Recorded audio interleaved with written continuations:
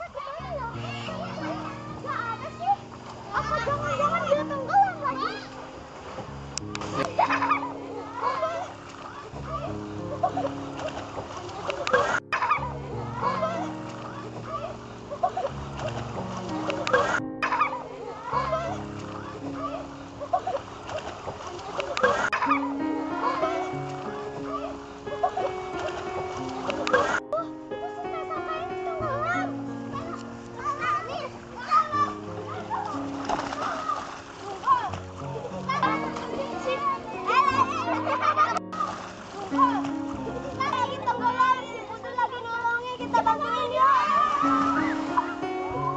Bawa ke sini, bawa ke samping.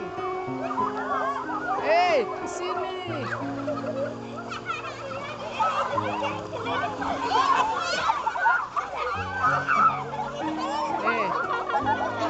Oke, ha.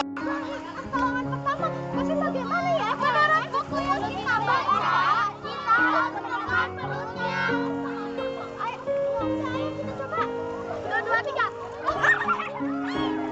Di mana? Kamu tadi tenggelam. Untung sudah diselamatkan oleh teman-teman. Betul tidak? Betul. Iya teman-teman. Iya. Mumpung masih ada waktu, bagaimana kalau kita main? Ayo.